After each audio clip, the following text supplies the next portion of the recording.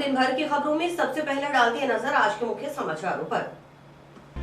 RPSC जैसी पवित्र संस्था को सरकार ने बना दिया भ्रष्टाचार का अड्डा, बोले सीपी जोशी। कांग्रेस पार्टी और सत्ता में बैठे लोगों के माध्यम से हो रहा पेपर लीक का सारा खेल, बोले भाजपा प्रदेश अध्यक्ष। आमजन ऑन स्पॉट करवा सकेंगे खाद्य सामग्री की निःशुल्क जांच, जिले को मिली पहली मोबाइल फूड टेस्टिंग लैब को झंडी दिखाकर किया रवाना। पूर्व सीएमएचओ डॉक्टर चमड़िया के मकान में फिर चोरों का धावा, मकान में चोर घुसने की सूचना पर पहुंची पुलिस। गोदाम में खड़े 5 ट्रॉलों की टंकियों से डीजल चोरी, जब 15 एचएमएच स्थित एआरडीसी गोदाम में खड़े थे ट्रॉले। अब खबरें विस्तार से।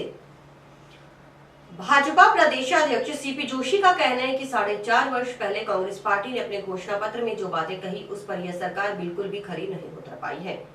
हनुमान जी की नगरी हनुमानगढ़ की धरती पर कांग्रेस पार्टी के तत्कालीन राष्ट्रीय अध्यक्ष राहुल गांधी और वर्तमान मुख्यमंत्री अशोक गहलोत ने राजस्थान की जनता के साथ वादा किया था कि 10 दिन में राजस्थान के किसानों का संपूर्ण कर्जा माफ कर देंगे। लेकिन 4.5 वर्ष के बाद भी आज राजस्थान का किसान टकटकी लगाए बैठा है कि कब कर्ज माफ होगा। हजारों किसानों की जमीनें नीलामी और कुर्की के कगार पर हैं। इसकी जिम्मेदार यह सरकार है, क्योंकि अगर सरकार कुछ कर नहीं सकती तो उसे किसानों की भावनाओं के साथ खिलवाड़ करने का अधिकार भी नहीं है। भारतीय जनता पार्टी के नवनियुक्त जिलाध्यक्ष देवेंद्र पारिक के पदभार ग्रहण समारोह में हिस्सा लेने शुक्रवार को हनुमानगढ़ आए जोशी ने भाजपा जिला कार्यालय में पत्रकारों से बातचीत करते हुए कहा कि इस सरकार ने राजस्थान के लाखों करोड़ों युवाओं का भविष्य बर्बाद कर दिया। बेरोजगारी भत्ता तो नहीं दिया, लेकिन आरपीएससी जैसी पवित्र संस्था को भ्रष्टाचार का अड्डा बना दिया। पेपर लीक का सारा खेल कांग्रेस पार्टी और सत्ता में बैठे लोगों के माध्यम से हो रहा है। परीक्षा देने वाले करोड़ों विद्यार्थियों के साथ सरकार खेल रही है।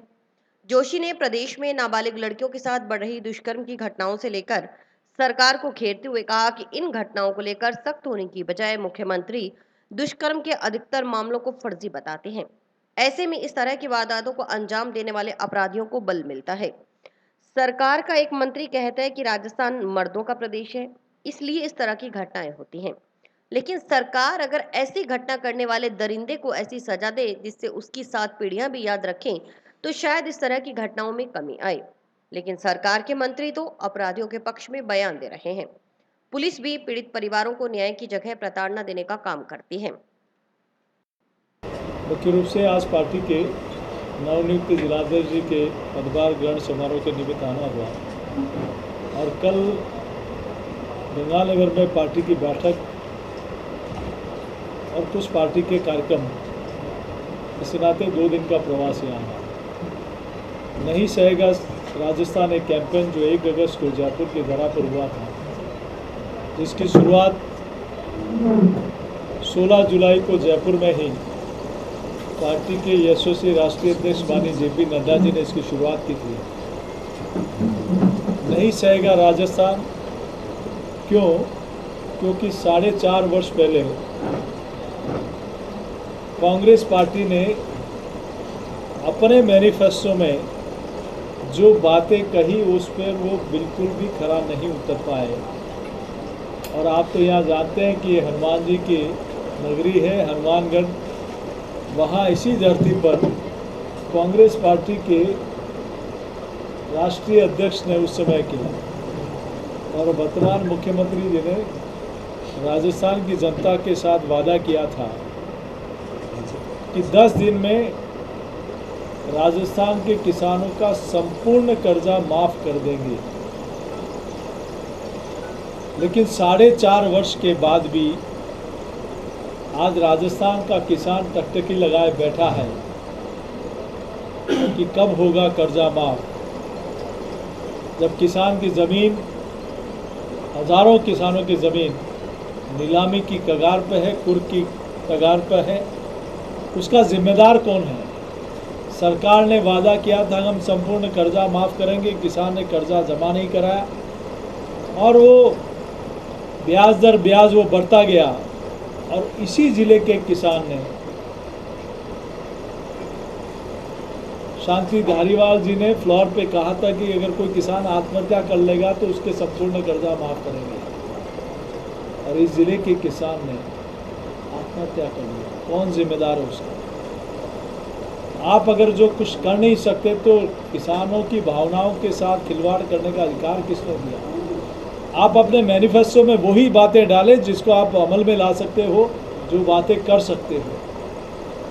इन्होंने कहा था कि हम बेरोजगारी बता देंगे, लेकिन राजस्थान के लाखों करोड़ों युवाओं का भविष्य इस सरकार ने बर्बाद किया। बेरोजगारी भत्ता तो नहीं दिया, लेकिन आरपीएससी जैसी पवित्र संस्थाओं को एक भ्रष्टाचार का अड्डा इन्होंने बना दिया। एक आरपीएससी के मेंबर ने कहा 1.5 करोड़ रुपया लेके मैं मेंबर बना हूँ। किसने लिया, किसने बनाया सदस्य? शक्की सोई मुखिया के ऊपर। पूर्व राज्य मंत्री जो मुखिया जी के बहुत नज़दीक है, वो 18 लाख रुपए लेते हुए पकड़े जाते हैं आरपीएससी में पास कराने के लिए। मिस्टर जारोली को चेयरमैन बनाया, किसने बनाया? जब वो बोर्ड के चेयरमैन से हटते हैं, गिरफ्तार होते हैं, तो कहते हैं मैं तो मोहरा हूँ, डोर ऊपर तक है। सुरेश राका जो इसका मुख्य आरोपी है, इतने समय तक बसता है और आज सलमान खुर्शीद उनके वकील बनते हैं उसकी जमानत के लिए। राजीव गांधी स्टडी सर्कल में मुख्यमंत्री जी स्वयं संरक्षक है, जहाँ से पूरा मामला लीक हुआ। उसके सेक्रेटरी अभी वर्तमान सरकार के एक मंत्री हैं जो उसके सेक्रेटरी हैं। क्या रिश्ता है कलाम कोचिंग सेंटर का इस पेपर लीक से? ये सारा का सारा खेल कांग्रेस पार्टी और सत्ता में बैठे लोगों को के माध्यम से हुआ। इसी जिले का एक विद्यार्थी कन्हैयालाल पारिक, उसकी चीखें आज भी कानों में पड़ती है। उसका जिम्मेदार कौन है? आज राजस्थान के 1.5 करोड़ विद्यार्थियों ने एग्ज़ाम दिया, तो उनकी भावनाओं के साथ आपने क्यों खेला? अगर आप उनकी अपेक्षाओं को पूरा नहीं कर सकते। आज हम सब लोगों ने देखा है कि यहाँ राजस्थान में जिस प्रकार से दुष्कर्म की घटनाएं बढ़ी हैं, आज ये एक आपके माध्यम से ये ध्यान में आता है कि 4 जुलाई से लेकर नाबालिग बच्चों के साथ अपहरण के बाद बलात्कार सवाई माधोपुर में, 16 जुलाई को अजमेर में दोस्त के साथ एक बच्ची गई, उसके साथ यूनिवर्सिटी कैंपस में 3 लड़कों ने सामूहिक बलात्कार कर दिया। 21 जुलाई को एक नाबालिग लड़की के साथ उसके 3 दोस्तों ने मिलकर उस बच्ची के साथ बलात्कार किया। 27 जुलाई को एक सामूहिक रेप हो जाता है। 30 जुलाई को 17 वर्षीय बच्ची के साथ सामूहिक बलात्कार। ये पूरी एक श्रृंखला है राजस्थान में। राजस्थान में मुख्यमंत्री का चेहरा कौन होगा के सवाल के जवाब में जोशी ने कहा कि भाजपा में पार्लियामेंट्री बोर्ड निर्णय करता है कि किसे मुख्यमंत्री बनाना है। अभी चुनाव है, चुनाव के बाद पार्लियामेंट्री बोर्ड ही इसमें निर्णय करेगा। नगर परिषद सभापति गणेश बंसल के भाजपा की सदस्यता ग्रहण करने की चर्चा के सवाल के जवाब में प्रदेशाध्यक्ष जोशी का कहना था कि यह बात उनके ध्यान में नहीं है, लेकिन यह तय है कि राजस्थान में अलग अलग क्षेत्रों के लोग हों या सामाजिक राजनीतिक क्षेत्र के लोग हों, अनेकों लोगों की भाजपा की कमेटी के पास एप्लीकेशन पहुंच रही है। एक प्रक्रिया के तहत ही सदस्य बनाया जाता है। प्रश्न बार बार आता है और मैं हर जगह कहता हूँ, भारतीय जनता पार्टी में पार्लियामेंट्री बोर्ड निर्णय करता है कि चुनाव के बाद किसको उस पर मुख्यमंत्री बनाना है। तो अभी चुनाव है, चुनाव के बाद ये सारी बातें हैं, बोर्ड उस समय पार्लियामेंट्री बोर्ड उस समय निर्णय करेगा। नहीं, मेरे पास ऐसी कोई बात नहीं। लेकिन ये तय है कि राजस्थान में चाहे अलग अलग क्षेत्रों के लोग हों, चाहे सामाजिक क्षेत्र में रहने वाले लोग हों, चाहे राजनीतिक क्षेत्र के लोग हों, अनेक लोगों की जो हमारी एक कमेटी बनी हुई है उनके पास एप्लीकेशन आ रही है। वो तब होता है, डूबते हुए जहाज में कोई नहीं बैठना चाहता। प्रदेशाध्यक्ष सीपी जोशी की मौजूदगी में शुक्रवार को भाजपा के नए जिलाध्यक्ष देवेंद्र पारिक ने पार्टी जिला कार्यालय में पदभार ग्रहण कर लिया। प्रदेशाध्यक्ष ने पारिक को पदभार ग्रहण करवाते हुए बधाई दी। इस मौके पर भाजपा के संभाग प्रभारी सीआर चौधरी, सांसद निहाल चंद, बाबा बालकनाथ, पूर्व मंत्री डॉक्टर राम प्रताप, पूर्व जिलाध्यक्ष काशीराम गोदारा, बलवीर बिश्नोई, प्रदीप बेनीवाल, संग्रिया विधायक गुरदीप सिंह शाहपिनी, पीलीबंगा विधायक धर्मेंद्र मोची, किरण मेघवाल, प्रियंका बेलान, सुशील जोशी, जसप्रीत सिद्धू सहित पार्टी के अन्य पदाधिकारी, जनप्रतिनिधि और कार्यकर्ता मौजूद रहे।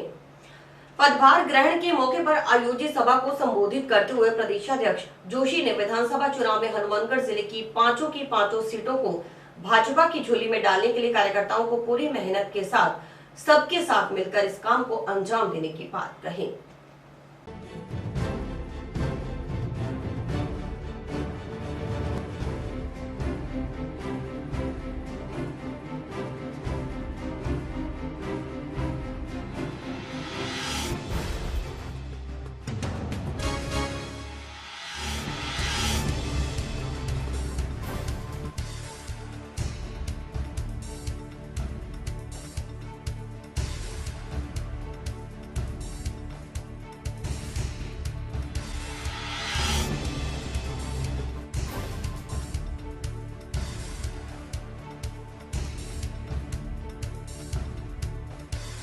उन्होंने शुरू किया। जहां जमानत बच जाती थी तब भी खुशियां मनाते थे कि जमानत बच गई। वो पार्टी करते थे कि चलो हमारे प्रत्याशी की जमानत बच गई। जिन दियों में तेल नहीं, देश चलाना खेल रहे। हमारा दीपक निशांत और कांग्रेस के लोग ये हमारे ऊपर व्यंग्य कसते थे कि इन दियों में तेल नहीं, देश चलाना खेल नहीं। लेकिन उनको नहीं पता कि इन कार्यकर्ताओं की ताकत इतनी है कि आज इस दिए की लोग देश में नहीं पूरी दुनिया में प्रकाशमान हो रही है। आज भारतीय जनता पार्टी के कार्यालय और भारतीय जनता पार्टी की व्यवस्था को देख लें। दुनिया के कई देशों के एम्बेसडर और लोग पार्टी के कार्यालय में आके देखते हैं कि ये पार्टी का इंफ्रास्ट्रक्चर, पार्टी के कार्यकर्ता। आज ये बहुत छोटे से कालखंड के अंदर पार्टी देश से दुनिया की सबसे बड़ी पार्टी बनी है। तो उसके पीछे कारण क्या है? और आज इसीलिए हम सब लोगों को गर्व होता है कि देश में सबसे ज्यादा सांसद, सबसे ज्यादा विधायक और सबसे ज्यादा राज्यों में सरकार अगर किसी की है तो वहां पर हम सब लोगों की पार्टी भारतीय जनता पार्टी की है। मेरे पूर्व के वक्ताओं ने कई सारी बातें कही कि कैसे इस पार्टी का व्याप धीरे धीरे विचारों के आधार पर, राष्ट्रवाद के आधार पर इस पार्टी ने नेशनल फर्स्ट को लेकर अपने ध्येय लेकर काम शुरू किया। आज इसीलिए आजादी के बाद भी आप और हम सब लोगों ने देखा है कि गोवा के आंदोलन में यही विचार जनसंघ के लोगों ने उस कार्यक्रम को, उस आंदोलन को आगे बढ़ाया था। आजादी के बाद भी ऐसे कई आंदोलन थे जिसमें हमारे विचार के लोगों ने नेशनल फर्स्ट को लेकर, हम लोगों ने कभी कल्पना नहीं की थी कि कभी नारा लगता था कश्मीर भी हमारा होगा क्या, कश्मीर के तिरंगे से ऊपर भी क्या तिरंगा फहराएगा क्या। और हम लोगों ने जीवन भर कई यहाँ बैठे लोग हैं, उन सब लोगों के संज्ञान में है कि हम लोग, मैं सांसद, हमारे साथी बैठे, जब अमित शाह जी इस बिल को लेकर आए तो हम लोगों ने कल्पना नहीं की थी। हमने सोचा कोई 35 से हट जाएगी, कोई रिजर्वेशन का बिल आएगा। लेकिन जब देश के गृह मंत्री जी ने बोलना शुरू किया कि धारा 370 को हटाने का बिल लेकर आए तो पूरे देश के कार्यकर्ताओं में एक जोश और उत्साह का वातावरण बन गया।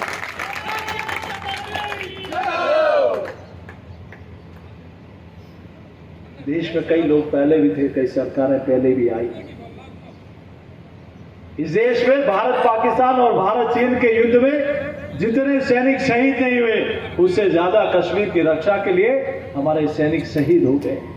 लेकिन कुछ लोग पार्टियों के लोग ये कहते थे कि अगर धारा 370 को हटाना तो दूर, उसके लिए सोचा भी तो जलजला मच जाएगा, खून की नदियां बह जाएगी। लेकिन उनको पता नहीं कि दिल्ली में 56 इंच के सीने वाला प्रधानमंत्री बैठा है। उनके शपथ ग्रहण समारोह के लिए आए हैं। मैं आप सबको, मैं इस अवसर पर आप सबकी तरफ से भाई देवेंद्र को धन्यवाद और बधाई देना चाहूंगा कि सबको बुला के जो मान और सम्मान आपने दिए। आदरणीय प्रदेश अध्यक्ष जी का कार्यक्रम बनाया और प्रदेश अध्यक्ष जी के नेतृत्व में राजस्थान में भारतीय जनता पार्टी की पूरी टीम दिन रात मेहनत करके राजस्थान में भारतीय जनता पार्टी के लिए एक एक राजस्थान की दीवार भारतीय जनता पार्टी के लिए जिंदाबाद के नारे लगाए। मैं यह आग्रह करने के लिए आपके बीच में आया हूँ।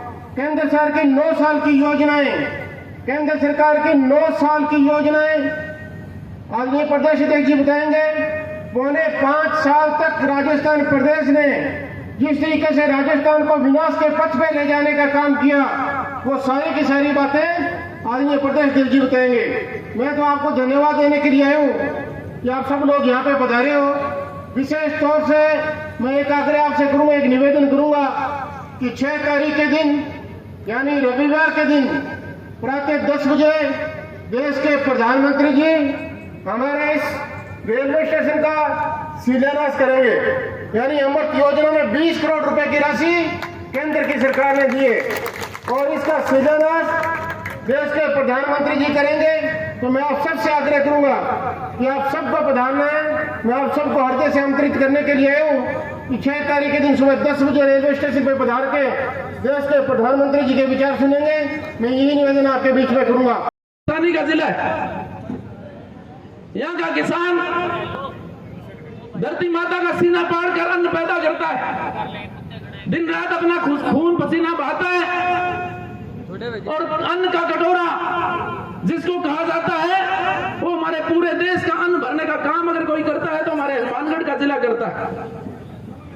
लेकिन भाई साहब, मैं आग्रह करता हूं कि वर्तमान राज्य सरकार जो कि हमारे हनुमानगढ़ जिले के साथ सौतेला व्यवहार कर रही है। हमारे नौर भादरा की बात करूं, यहाँ संजीव जी, अभिषेक जी, काशीराम जी, भाकर जी, जयदीप टूटी जी, एसपी सिंह जी, सब लोग बैठे हैं। जब हमारे प्रधानमंत्री ने, यशस्वी प्रधानमंत्री जी ने बीमे की योजना लागू करी, लाखों रुपए, करोड़ों रुपए बीमा हमारे प्रधानमंत्री जी के माध्यम से, हमारे सांसद महोदय के माध्यम से और आपके हमारे केंद्र सरकार के माध्यम से करोड़ों रुपए हमारे किसानों के खाते में आ रहा है। और मैं इसके लिए एक बार जोरदार तालियां बजाकर प्रधानमंत्री जी का आभार व्यक्त करना चाहता हूं। लेकिन हमारे भादरा के जो विधायक साहब है और हमारे कुछ कामरेड साथी नौर भादरा में जो सक्रिय है, वो बिना काम का ढिंडोरा और झूठे नंबर बनाने का काम कर रहे हैं। झूठे नंबर बनाने का काम कर रहे हैं कि मैं भी मोदरा दियो, आज तक कभी पहली मिलियो भी मुझे बदल बोलो यार, आज तक बीमा मिलियो कभी? तो प्रधानमंत्री जी ने बीमा दिया कि नहीं दिया? एक बार दोनों हाथ उठाकर प्रधानमंत्री जी का समर्थन करें। नरेंद्र मोदी जिंदाबाद। हनुमानगढ़ के पूर्व सीएमएचओ डॉक्टर अरुण चमड़िया के हाउसिंग बोर्ड कॉलोनी स्थित सूने मकान में चोरों के घुसने की सूचना मिलने पर गुरुवार रात्रि को मोहल्ले के लोग व पुलिस मौके पर पहुंची। चोर तो घर में नहीं मिले, लेकिन सामान अस्त व्यस्त पड़ा था। हालांकि चोरी के सामान आदि का पता मकान मालिक के घर आने पर ही लग सकेगा। डॉक्टर अरुण चमड़िया के मकान में 4 माह में दूसरी बार चोरों ने धावा बोला है। हाउसिंग बोर्ड कॉलोनी निवासी अविनाश बंसल ने बताया कि गुरुवार रात्रि को करीब 9 बजे सूचना मिली कि पूर्व सीएमएचओ अरुण चमड़िया के सूने मकान में चोर घुस गए। चोरों ने घर के गेट अंदर से बंद कर रखे हैं। सूचना मिलने पर मोहल्ले वासियों के साथ जंक्शन पुलिस मौके पर पहुंची तो घर के अंदर गए तो कोई नहीं मिला, लेकिन सामान अस्त व्यस्त पड़ा था। अभी तक यह पता नहीं चल पाया है कि घर से कोई सामान चोरी हुआ है या नहीं। डॉक्टर अरुण चमड़िया के हनुमानगढ़ लौटने पर ही पता चल सकेगा कि चोरों ने क्या चुराया। उन्होंने बताया कि पूर्व में अप्रैल माह के शुरुआत में डॉक्टर अरुण चमड़िया के मकान में चोरी की वारदात हुई थी। तब अज्ञात चोर घर से नल आदि चोरी कर ले गए थे। उधर जंक्शन पुलिस का भी कहना है कि मौका मुआयना किया गया है। क्या कुछ चोरी हुआ, इसका पता मकान मालिक के आने पर ही पता चल सकेगा। रिपोर्ट के आधार पर आगामी कार्रवाई की जाएगी। यहाँ पे चोरी की सूचना मिलते ही पहुंच गए सारी भीड़। 9 बजे सूचना मिली, 9 बजे सारे जने इकट्ठे होने लगे। बाद में पुलिस को फ़ोन किया, मौके पर पुलिस पहुंच गई। अंदर जाके देखा तो कुछ भी नहीं है, ना चोर मिला, ना सामान खिल रहा, अस्त व्यस्त पड़ा था।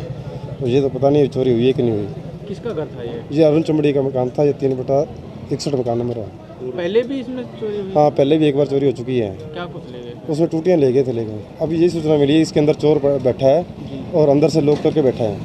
पर अब जाके देख, अंदर से मोहल्ले वाले इकट्ठे होके देखने गए तो अंदर से ऊपर से गए, छत पे चढ़ के देखा तो अंदर जाके खोला तो कोई नहीं मिला, कुछ भी नहीं। कमरे के अंदर तो सारा अस्त व्यस्त पड़ा था, सारा सामान खिलरा पड़ा था। ये टाउन में मां भद्रकाली रोड पर चक 15 एचएमएच स्थित एआरडीसी गोदाम परिसर में खड़े 5 ट्रॉलों की टंकियों से गुरुवार रात्रि को हजारों लीटर डीजल चोरी हो गया। अज्ञात चोरों ने गोदाम की चारदीवारी पर लगे कंटीले तारों को काटकर गोदाम में प्रवेश किया। तेल चोरी कर इसी रास्ते से भाग गए, लेकिन गोदाम में तैनात चौकीदार को इसकी भनक तक नहीं लगी। शुक्रवार सुबह तेल चोरी की घटना का पता चलते ही ट्रॉला चालकों में आक्रोश फैल गया। उन्होंने गोदाम की सुरक्षा व्यवस्था पर सवाल खड़ा करते हुए विरोध दर्ज करवाया। सूचना मिलने पर टाउन थाना में पहुंचे पुलिसकर्मियों ने मौका देखा। ट्रॉला चालक जगविंदर सिंह ने बताया कि वे गुरुवार शाम करीब 5 बजे ट्रॉले में गेहूं भरने भद्रकाली मंदिर रोड स्थित एआरडीसी के गोदाम में गए थे। देरी होने के कारण गाड़ी नहीं भर पाए। इस कारण उन्होंने 5 ट्रॉले एआरडीसी गोदाम परिसर में ही खड़े कर दिए। चौकीदार ने उन्हें कहा कि वे ट्रक तो खड़े कर सकते हैं, लेकिन उनमें सो नहीं सकते। इस कारण वे ट्रक खड़े कर वहां से चले गए। शुक्रवार सुबह वे गोदाम में पहुंचे तो सभी 5 ट्रॉलों की डीजल की टंकी के ढक्कन टूटे हुए थे। सभी ट्रॉलों की टंकियों से 100-150 लीटर डीजल भरा हुआ था, जो अज्ञात जने चोरी कर ले गए। चौकीदार से बात की तो उसने बताया कि वह रात्रि को छत पर सोया था। उसने इस घटना से खुद को अनभिज्ञ बताया। सीसीटीवी कैमरों की फुटेज देखने पर चोरों के बारे में कोई जानकारी नहीं मिल पाई, क्योंकि सीसीटीवी कैमरों से भी छेड़छाड़ की हुई थी। ट्रॉला चालकों ने शक जताया कि टंकियों से तेल चोरी करने की वारदात में चौकीदार की भी संलिप्तता हो सकती है। उन्होंने बताया कि एफसीआई गोदाम में करोड़ों रुपयों की संपत्ति पड़ी है। बावजूद इसके सुरक्षा व्यवस्था में इस तरह की चूक बड़ा सवालिया निशान लगती है। उन्होंने गोदाम की सुरक्षा बढ़ाने की मांग की। सर जी, हम कल इस टाइम को शाम को 5 बजे कनक भरने आए थे। यहाँ से ARD से गोदाम पड़ता है ये भद्रकाली रोड के ऊपर। तो कल शाम 3 बजे पुकार हमारा नंबर कटा था। तो उस दौरान कल शाम को गाड़ियाँ लेट कर दी उन्होंने भी कि हम गाड़ी नहीं भरेंगे। तो उस दौरान हमने गाड़ियाँ अपने गोदाम ARD से गोदाम जो भद्रकाली रोड के ऊपर है वो हमने 5 गाड़ियाँ कल हमारी मन कर दी थी। तो हमने 5 गाड़ी यहाँ के दुकान में खड़ी करके हम चले गए। उस दौरान हमसे चौकीदार ने हमसे यूँ बोला कि भाई गाड़ी आप खड़ी कर सकते हो, लेकिन आप इसमें सोच सकते हैं आप। तो उस दौरान हम भी अपने यहाँ गाड़ी खड़ी करके और हम चले गए। तो सुबह जब हमने गाड़ी संभाली आके, उस दौरान ऐसी वारदात हुई कि हमारे डीजल की जो टंकी जो ढक्कन है वो सब टूटे में, और जो भी गाड़ियों में हमारे पास 100-200 लीटर तेल था सब निकल चुका है। जब हमने जब जांच पड़ताल करी है, उनसे पूछा है कि हमारी ये कैसे निकला, तो चौकीदार ने हाथ उठा दिए। इसमें मेरा कोई लेन देन नहीं है, ना हमें पता लगा कब ये वारदात हुई। कैमरे के बता रहे हैं कि सीसीटीवी कैमरा है वो ऊपर नीचे कर दिया गया है, और कैमरे में कोई भी जो प्रख्यात जो ने ये वारदात की है वो सब सामने नहीं आए फिलहाल। सर फिलहाल तो प्रशासन यही कहेंगे कि जो भी हमारे साथ जो भी तेल तो निकला हुआ है, जो कानून व्यवस्था जो है वो बिगड़ी हुई है फिलहाल इस ARD से गोदाम की। सर इसमें तो हो भी सकती है, दोनों ही बातें, नहीं भी और हाँ भी, क्योंकि जिस हिसाब से चौकीदार बता रहा है कि वो रात में मैं छत पे सोया और उसी के दौरान छत पे आता है, छत पे आदमी आके कैमरा ऊपर से करता है, और उसके हिसाब से सर एक छोटी सी बात है, चलो हमारी तो गाड़ियाँ थी यहाँ खड़ी थी, जिस बंदे गोदाम है, जो मालिक है यहाँ का, उसका करोड़ों की संपत्ति यहाँ पड़ी है। तो कल को यहाँ कुछ भी हो सकता है। और जो मैं यूँ भी कहूँ कि भाई एक गाड़ी खड़ी हो तो ही बात लगा, यहाँ 5-5 गाड़ी खड़ी हैं, 5-5 गाड़ी खड़ी होने बावजूद भी यहाँ तेल निकल रहा है, तो हमारे तो सर कोई बात नहीं, यहाँ जिसके पास करोड़ों की संपत्ति उसका क्या बनेगा। राजस्थान के मुख्यमंत्री अशोक गहलोत की ओर से जयपुर में गुरुवार शाम को आयोजित अंगदान जीवनदान महाअभियान के शुभारंभ समारोह में 25 मोबाइल फूड टेस्टिंग लैब को अलग अलग जिलों के लिए रवाना किया गया। इसमें से एक मोबाइल फूड टेस्टिंग लैब शुक्रवार सुबह हनुमानगढ़ जिला मुख्यालय से CMHO कार्यालय पहुंची। विधायक प्रतिनिधि चौधरी भूपेंद्र कुमार ने हरी झंडी दिखाकर मोबाइल वैन को रवाना किया। जिले के उपभोक्ता अब मिलावटी खाद्य पदार्थों की जांच मौके पर ही करवा सकेंगे। केवल 15 से 20 मिनट में यह भी पता चल जाएगा कि उन पदार्थों में कितनी मिलावट है। रिपोर्ट आने के बाद विभाग की टीम संबंधित दूषित खाद्य सामग्री को मौके पर ही नष्ट करवा सकेगी। ये मोबाइल वैन मिलावटी पदार्थों की जांच के साथ साथ उपभोक्ताओं और व्यापारियों को मिलावट को लेकर जागरूक भी करेंगे।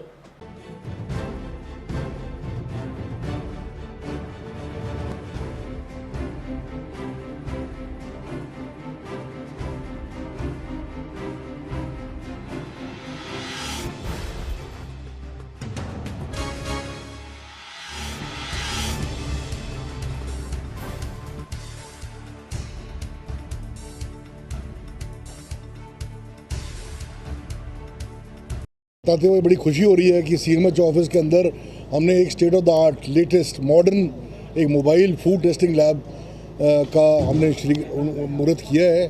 उसको आज हरी झंडी दिखाई है। इससे लोगों को बड़ी राहत मिलेगी। कहीं भी किसी को कोई शिकायत होगी, और शिकायत ना भी हो, अगर घर का कोई खाना पीना, दूध की चीज़, घी, मिठाई, कोई भी आप जाँच करवानी चाहो, आप निःशुल्क फ़ोन करो CMHO ऑफिस में और आपको ये लैब उपलब्ध होगा घर पर। और सारी ज़िले के अंदर उपलब्ध रहेगी वैन। फ़िलहाल ज़रूरत के मुताबिक पहली वैन आई है, अगर हमें और आवश्यकता पड़ेगी तो और भी कल को इसको विस्तार किया जाएगा। इसके बारे में मैं एक और बार बताना चाहूँगा, ये फूड टेस्टिंग और उसके अलावा ये लोगों को अवेयरनेस के लिए भी इसके स्क्रीन लगे हुए हैं दोनों तरफ, LED स्क्रीन।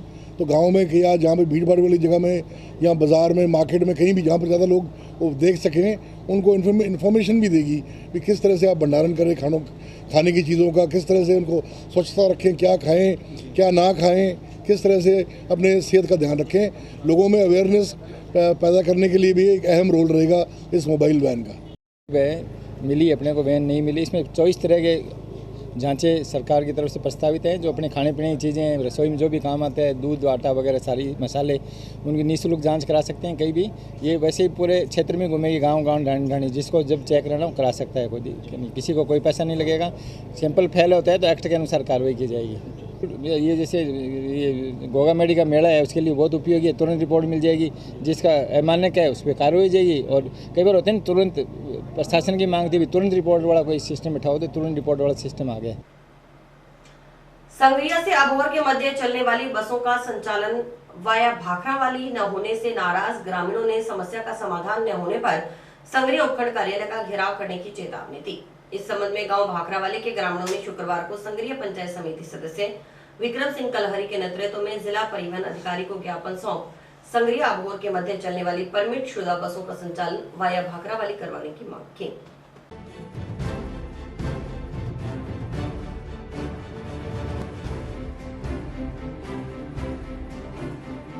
परिवहन विभाग मुर्दाबाद, मुर्दाबाद, मुर्दाबाद। परिवहन विभाग मुर्दाबाद, मुर्दाबाद, मुर्दाबाद। राजस्थान के परिवहन मंत्री मुर्दाबाद, मुर्दाबाद, मुर्दाबाद। राजस्थान के परिवहन मंत्री मुर्दाबाद, मुर्दाबाद, मुर्दाबाद। हमारी मांगे पूरी करो, पूरी करो, पूरी करो। संग्रिया अबोहर की बसों को भाखरावाली वाया होकर चलाया जावे, चलाया जाए, चलाया जाए। आज हम जिला परिवहन अधिकारी को संग्रिया से अबोहर रूट की जो बसें चलती हैं वाया भाखरावाली होकर, इस संबंध में मिले हैं। यह मामला 2015 से चल रहा है और आज 2023 आ गया है। तकरीबन 8 साल से ये परमिट शुदा बसें गांव भाखरावाली होकर नहीं जा रही हैं। ये सीधी संग्रिया से अबोहर निकल जाती हैं और अबोहर से सीधी संग्रिया निकल जाती हैं। भाखरावाली जो गांव है मेन रोड से 3 किलोमीटर साइड में पड़ता है, तो ग्रामीणों को 3 किलोमीटर पैदल चलकर डोलंगर आना पड़ता है, 3 किलोमीटर पैदल चलकर संतपुर आना पड़ता है। गर्मी के दिनों में पढ़ने वाली छात्र छात्राओं को, आने वाले रिश्तेदारों को, ग्रामीणों को बहुत दिक्कत का सामना करना पड़ता है। इस संबंध में कई बार जाम भी लग चुका है, धरना प्रदर्शन भी हो चुका है, मौखिक पत्राचार भी हो चुका है। आज हम जिला परिवहन अधिकारी को मिले, उनको एक प्रार्थना पत्र दे दिया गया है, जो कि हमने कहा है कि अंतिम प्रार्थना पत्र है। 15 दिन का उन्होंने समय मांगा है कि 15 दिन के अंदर हम आपको RTO बीकानेर से जो परमिट हैं, जिन बसों का परमिट गांव भाखरावाली में कुछ होकर है, उनको परमिट आपको उपलब्ध करवा दिए जाएंगे। समय सारणी आपको दे दी जाएगी, किराया सूची आपको दे दी जाएगी। अगर 15 दिन के अंदर परमिट हमें उपलब्ध नहीं होते हैं, जो मांगों पर हमारी सहमति बनी है, वो अगर मांगें पूरी नहीं होती हैं, तो 15 दिन के बाद हम उपखंड कार्यालय संग्रिया का पूरा गांव इकट्ठा होकर के घेराव करेगा, जिसकी समस्त जिम्मेवारी प्रशासन की होगी। हनुमानगढ़ के नवनियुक्त अतिरिक्त जिला कलेक्टर कपिल यादव ने शुक्रवार सुबह पदभार ग्रहण कर लिया। पदभार ग्रहण करने के बाद नए एडीएम ने कलेक्टर रुक्मणी रियार सिहाग से मुलाकात कर निर्देश प्राप्त किए। एडीएम यादव ने कहा कि आगामी दिनों में शुरू होने वाली शहरी ग्रामीण ओलंपिक खेल, इंदिरा गांधी स्मार्टफोन योजना, फूड पैकेट वितरण योजना सहित विधानसभा चुनाव की तैयारियों को गंभीरता पूर्वक लेते हुए कार्य किया जाएगा।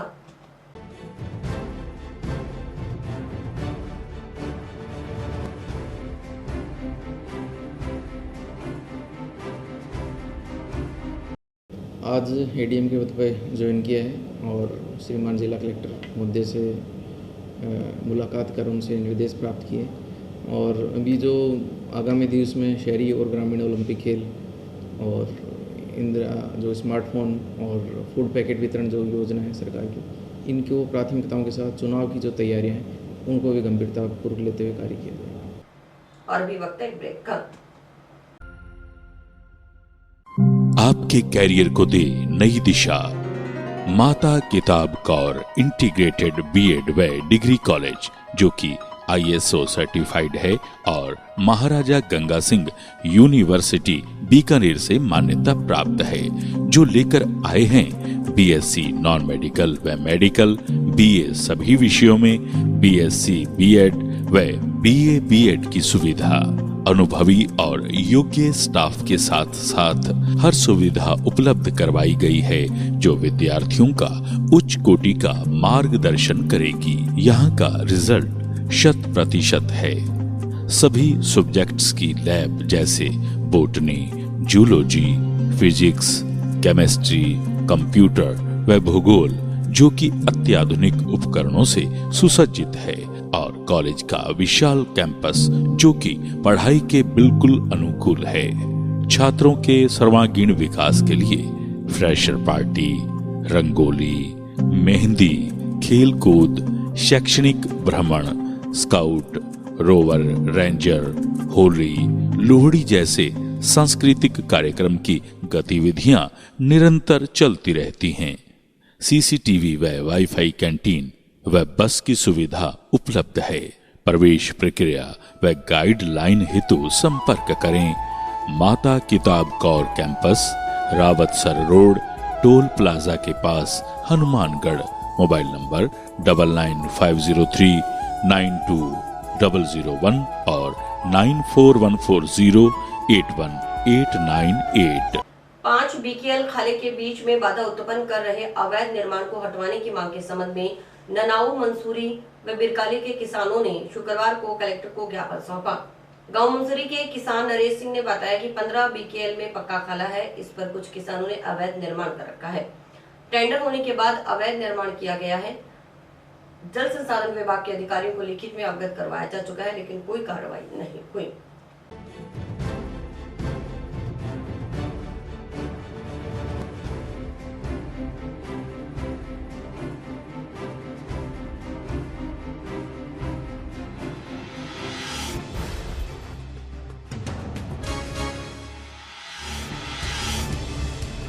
का खाला है जिसपे कुछ किसानों ने अवैध निर्माण कर रखा है, जिसका टेंडर होने के बाद लाइनमेंट पे अवैध निर्माण किया गया है। सभी अधिकारियों को हमने इसका ज्ञापन दे चुके हैं, लिख के एप्लीकेशन दे चुके हैं, इस पर कोई कार्रवाई नहीं कर रहा है। तो आज क्या डिमांड करी आपने? आज कलेक्टर साहब के पास आए थे, वही समस्या लेके देने की इसके अवैध निर्माण को हटाया जाए, परंतु कोई सुनवाई नहीं कर रहा है। कोई सुनवाई ना होगी फिर हम धरना करेंगे। तो अभी मैडम से मिले, क्या काम है?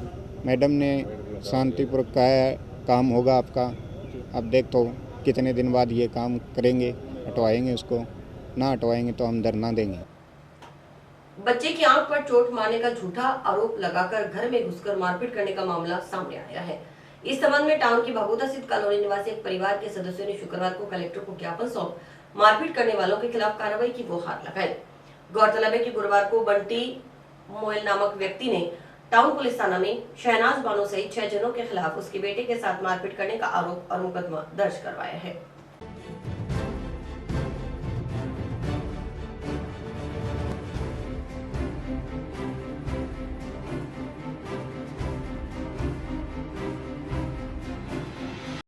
मेरा नाम सायरा बानो है और मैं कलेक्टर साहब से और एसपी साहब से मिलने के लिए आई थी, मेरी बच्चियों का और मेरा बचाव करने के लिए। वो लोग हमारे घर पे घुस के बंटी लुहार और उसका बंटी लुहार पुत्र श्यामलाल हमारे घर पर घुसकर शाम को और मेरी लड़कियों के साथ मारपीट की। मेरे बीमार पति है जिनमें खून 4 ही ग्राम है, उन पे हमला कर दिया। उनको बवासीर बहुत जोर से, वो खड़े भी नहीं हो सकते, हमला कर दिया। उनका गला घोटने लगा तो मेरी लड़की जो सानिया है, जिसको आलू कहते हैं, वो आके बर्तन मांज रही थी, वो आके उसको छुड़ाने लगी तो उसने छोड़ा नहीं। छोटे वाली लड़की आई, उसने छुड़ाने की कोशिश की तो उसके बाल पकड़ के उसको दीवार में भिड़ा दिया।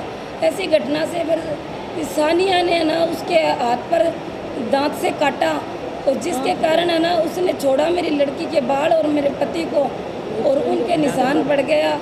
और उसी निशान को वो इशू बनाकर हम पर गलत आरोप लगा रहे हैं, कह रहे हैं ये धंधा करा रहे हैं। देखो आप देखो, ये मेरी 3 लड़कियां हैं, अगर मैं ऐसा कुछ करूंगी तो मेरी लड़कियां क्या सीखेंगी, भविष्य क्या होगा इनका।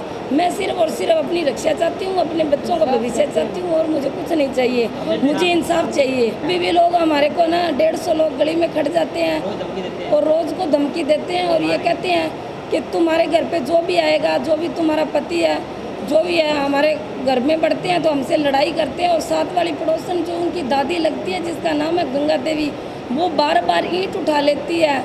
मेरी प्रशासन से हाथ जोड़ के बीतती है, हमारी रक्षा की जाए, हमें रक्षा के लिए सिवा कुछ नहीं चाहिए। धक्कर नदी में पानी की अधिक आवक से पैदा हुए बाढ़ के खतरे के बीच इलाके को बचाने के लिए दिन रात एक करने वाले जल संसाधन विभाग उत्तर संभाग हनुमानगढ़ के मुख्य अभियंता अमरजीत मेहड़ा का शुक्रवार को राष्ट्रीय योग परिषद सदस्यों ने सम्मान किया। परिषद सदस्यों ने माल्यार्पण कर स्मृति चिन्ह भेंट कर घग्गर नदी में बढ़े पानी का सही तरीके से प्रबंधन करने के कार्य की सराहना की।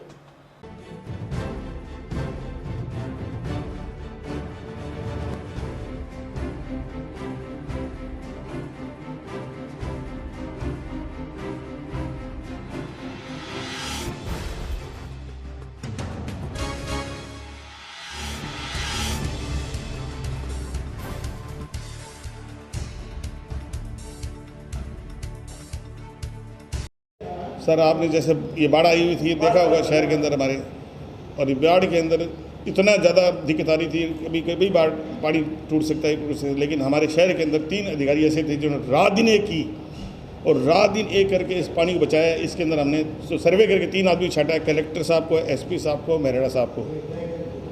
आज सुबह से लगे उनको मैं साधुवाद देता हूँ। और इस करने से हमारा ये महसूस होता है कि हमें गौरव महसूस होता है कि इन लोगों ने मेहनत की है और हम जाके उनको सम्मान करते हैं, उनको भी खुशी होती है कि हमारा शहर वाले हमारे को सम्मान करने के लिए आए। इलाके के युवाओं की ओर से समाज में फैली बुराइयों के खिलाफ आवाज बुलंद करने में पुलिस की मदद करने के लिए पुलिस सहायता संगठन का गठन किया गया है। संगठन पदाधिकारियों ने शुक्रवार को कलेक्टर और पुलिस अधीक्षक से मुलाकात कर किए जाने वाले कार्यों की जानकारी दी।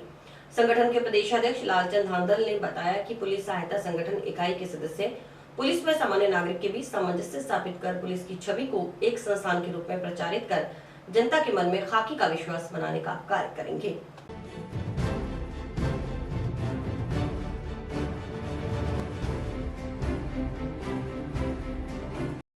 आज पुलिस सहायता संगठन की पूरी टीम, हनुमानगढ़ की टीम, जिला कलेक्टर महोदय और पुलिस अधीक्षक महोदय को बाढ़ रात के अंदर जो कार्य किया, शानदार कार्य किया हनुमानगढ़ के अंदर, इसके लिए उनको सम्मानित करने के लिए पुलिस सहायता संगठन की टीम पहुंची है।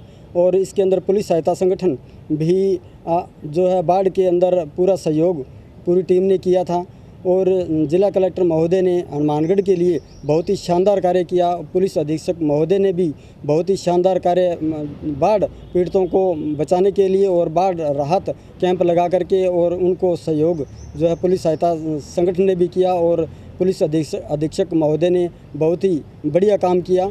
और पुलिस सहायता संगठन हनुमानगढ़ ज़िले के अंदर बाढ़ के अंदर जो भी पीड़ित व्यक्ति थे उनको सही स्थान पर उनको पहुंचाने का कार्य किया और जगह जगह पर जाकर के और बाढ़ पीड़ितों को पुलिस सहायता संगठन की टीम द्वारा और पूरी टीम जो है मिट्टी के थैले भरवाने के भी कार्य किए और लगभग 60 किलोमीटर के एरिया के अंदर पुलिस सहायता संगठन की टीम रोज़ जो है जाती थी और पूरा प्रशासन का सहयोग करती थी। और इसी के साथ समाचार समाप्त हुए। रोजाना देखते रहिए समाचार। नमस्कार।